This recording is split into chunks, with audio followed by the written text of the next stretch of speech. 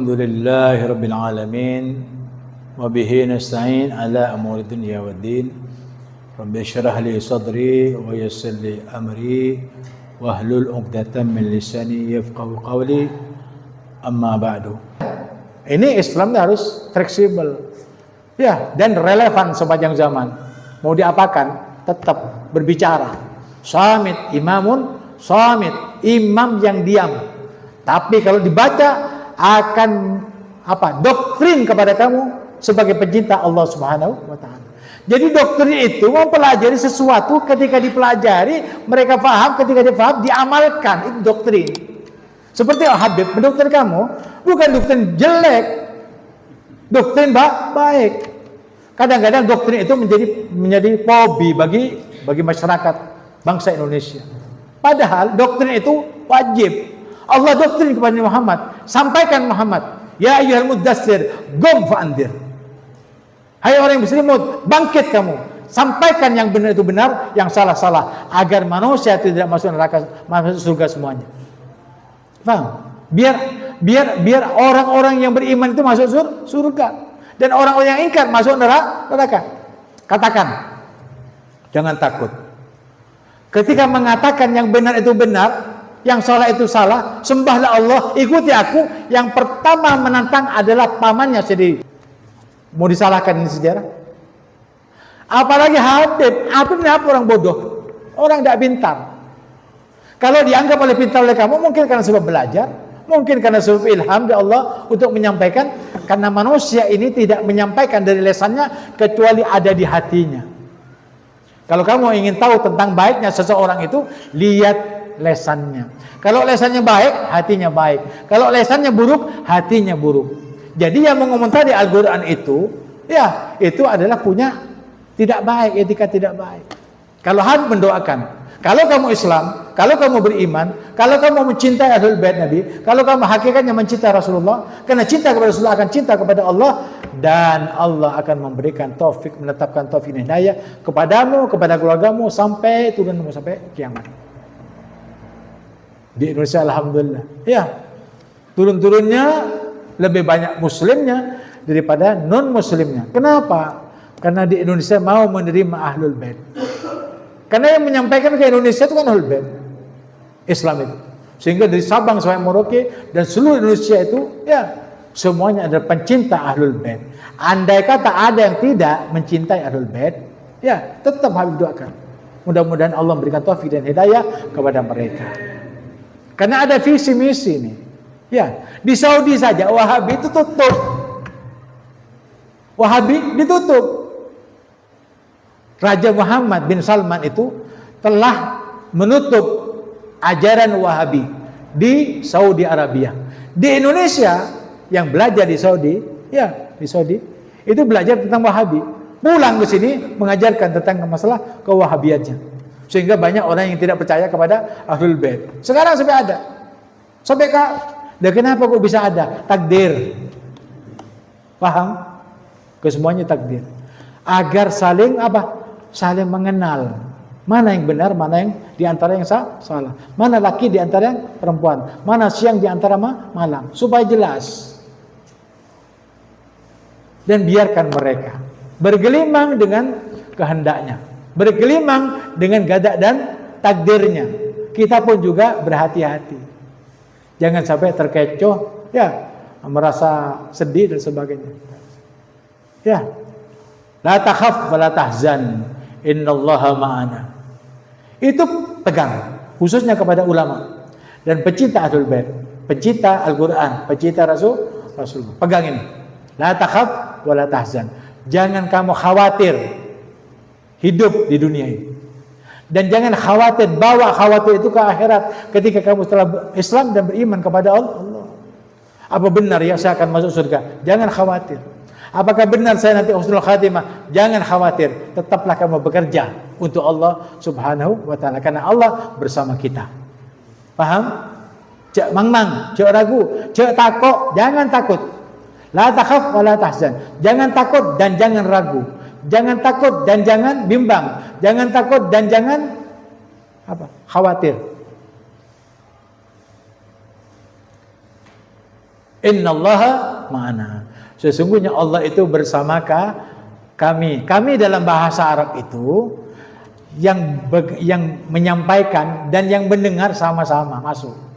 Tapi dalam bahasa Indonesia, kami satu. Apa Beb kalau yang berbicara dan yang diajak bicara itu sama? Apa ambil bahasanya? Kita. Kita yang berbicara dan kamu yang mendengar, itu dua-duanya yang mendengar dan menyampaikan satu orang, yaitu kita.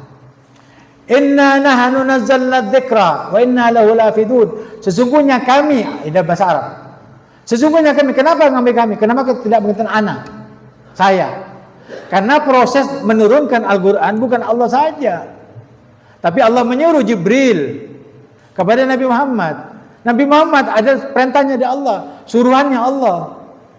Nabi Muhammad menyuruh kita semuanya, menyuruh sahabatnya menyuruh. Makanya banyak yang beriman kepada Allah itu yakin bahwa Quran ini diturunkan oleh Allah lewat Jibril kepada Nabi Muhammad. Nabi Muhammad menyampaikan, fa'andir, bangun, bangkit, dan jangan kamu tinggalkan dakwah, sampaikan walaupun pahit rasanya. Qulil haq walau kana murra. Sampaikan yang hak, ya, walaupun pahit rasanya, walaupun tidak diterima, walaupun kamu dicaci maki, bahkan sampai dibunuh, tetap yang hak itu harus hak. Innal haq idza ja'al haq wa zahaqal batil. Kalau sudah Al-Quran datang kepada kita, wa zahaqal batil, yang menantang pasti musnah. Fir'aun nantang Nabi, musnah. Abu Lahab nantang Nabi, musnah. Terus setiap periode 100 tahun musnah. Ada yang mulia, ada yang musnah, ada yang mulia, ada yang musnah. Ada yang kafir, ada yang muslim, ada laki, ada perempuan, sampai kiamat. Kita bagaikan roda kehidupan. Sekarang hidup, besok mati. Keluar lagi bayi, ya, dewasa, kawin, punya anak, ya, jadi mbak mati, jadi boyot mati, jadi joi mati, mau jadi guru mati, mau jadi presiden mati, mau jadi rakyat mati, mau jadi pejabat mati, mau jadi manusia laki perempuan, kafir muslim munafik mati, dan kematian itu akan dibawa kepada Allah untuk dimintai pertanggungjawabannya, dan kamu tidak punya kiat-kiat upaya-upaya untuk bisa menolong dirimu sendiri, apalagi orang lain.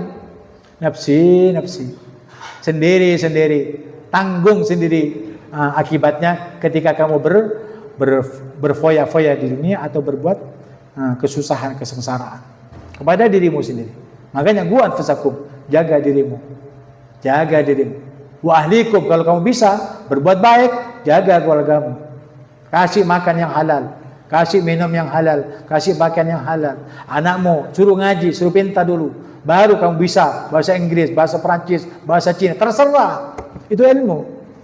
Dan itu orang yang sudah pintar Al-Quran, pintar kepada Islam, lalu dia kawin kepada orang Islam yang ada di Amerika, manfaat tidak? Manfaat. Kenapa? Dia sudah bisa bahasa Inggris, bisa menafsirkan dengan bahasa Inggris, lalu orang-orang kafir banyak yang masuk Islam. Di Amerika itu tidak timbul matahari kecuali satu orang profesor masuk Islam. Tetapi kalau di Indonesia sudah Islam, menghina orang Islam sendiri, bagaimana? Coba akalnya kamu buka, biar pintar. Ya? Makanya orang Islam itu tidak menerima sholatnya seorang hamba kecuali tamyiz. Kenapa tamyiz? Pintar. Sudah bisa membedakan. Ini laki-laki, ini perempuan, ini siang, ini malam. Ya, ini benar, ini salah. Ini Tuhan, ini bukan, kan begitu. Ya. Nah, kalau semacam itu terjadi, maka tegakkan ya hatimu itu untuk menerima Islam dengan upaya-upayanya, dengan kiat-kiatnya dan perintahnya, dan tinggalkan semua yang dilarang itu dalam takwa. Nah, orang takwa itu waqumu lillahi qanitin, bisa mendirikan ya, bisa dan dirikanlah salat itu untuk Allah secara khusyuk, bisa. Kan takwa itu tadi. Inna akramakum indallahi atqakum, sesungguhnya yang paling mulia di antara kamu itu ya adalah orang yang bertakwa. Makanya fastabiqul khairat, berlomba-lomba untuk kebaikan, bukan caci maki. Habib itu tidak pernah mencaci maki orang Syiah, tidak pernah mencaci maki Wahabi, tak pernah. Ya. Jadi kalau orang Sunni itu belajar sama Habib pantas, karena selaras, seimbang, sejalan. Kalau Wahabi jangan dengar Habib, biar tidak susah. Habib tidak pernah mendengar Wahabi. Takut apa? Ada komentar. Tidak perlu. Lana a'maluna walakum a'malukum. Kamu itu, ya, kamu Wahabi misalkan, tidak dimintai pertanggungjawabannya atas perlakuannya orang Sunni. Orang Sunni tidak dimintai pertanggungjawabannya perlakuannya orang Wahabi. Yang penting damai. Indonesia perlu damai. Makanya Islam diobok-obok di Indonesia. Kenapa? Karena banyak orang Nahdiyin, banyak orang Sunnahnya. Nah, Nahdiyin itu akan diobok-obokkan yang terbesar di Indonesia. Makanya diadu antara kiai dan habaib. Kiat-kiatnya banyak. Ya, hanya sekedar ngomong tapi tidak pakainya ada dasar hukum yang jelas. Tapi kalau ini Al-Quran, yang disampaikan ada Al-Quran. Dan kiai-kiai mulia itu, dan Habib memuliakan semua kiai. Tidak ada kiai yang ada diskriminasi dari Habib. Semuanya dirangkul sama Habib itu. Dan Habib itu, kalau merangkul mereka bukan untuk apa-apa. Ya, tidak untuk apa-apa. Kan sudah dikatakan, Qul la as'alukum alaihi ajran. Kalau kamu merangkul para Habib dan cinta kepada dzurriyyat Rasulullah itu, mereka tidak minta pahala, tidak minta upah kepada kamu. Ya, tidak minta upah. Tetapi yang diminta oleh Allah sendiri adalah cintai Ahlul Bait itu. Paham? Siapa yang nyuruh Habib? Tidak pernah nyuruh kamu untuk mencintai Habib. Tidak. Tapi karena Al-Quran disampaikan saja, biar kamu terbuka. Bukan kamu itu gondrong-gombyong ke sana kemari, seperti semut, ya, beriring. Atau seperti laron. Jangan. Harus punya pendirian. Karena masalah agama ini masalah serius. Kamu saja milih songkok, kalau songkoknya besar, ya dipakai karena larang, tidak cocok, tidak pantas. Murah tapi pas. Ganteng kamu sekarang. Songkoknya anyar. Padahal ke 2.000 misalkan. Tidak ada masalah, yang penting pas. Ya, sama. Harus pilih. Istri pilih, suami pilih, ya anak, pendidikannya anak pilih, siapa gurunya, kan begitu. Jadi memang sebenarnya di Indonesia itu dengan berazas Pancasila, ya, ketuhanan yang Maha Esa, ya, kemanusiaan yang adil dan beradab. Beradab itu kan sopan santun. Persatuan ini jangan mau dipecah belah dengan negara lain atas kepentingan. Kalau NU itu pecah, hancur Indonesia nih. Karena yang terbanyak di Indonesia, di Sabang sampai Merauke, kebanyakan orang NU. Kita tidak berbicara non-Muslim. Kalau Muslim banyak istilah, tidak ada masalah. Tapi jangan tukaran. Jangan membawa pembicaraan atau yang menyebabkan pertikaian atau peperangan. Berbuat baiklah kepada manusia. Jangankan kepada manusia, ya, kepada binatang. Kalau kamu nyembelih, tepat. Fa idza dabahtum fa ahsinu dzabha. Kalau kamu nyembelih binatang, tajamkan pisaunya itu. Jangan sampai kau sakiti. Itu caranya Islam. Semuanya harus baik. Kenapa? Alasannya satu. Orang Islam itu seharusnya berbuat baik. Mudah-mudahan Allah SWT itu merestui kita, meridai kita selama kita hidup di dunia ini. Tetap taufik dan hidayah Allah SWT, tetap mencintai Rasulullah SAW dan Ahlul Baitnya, dan mencintai sesama di antara kita yang dihidupkan oleh Allah Subhanahu wa taala, dan saling menghormati di antara manusia siapapun orangnya. Amin Allahumma. Demikian yang bisa saya sampaikan. Wa'alaikum. Assalamualaikum.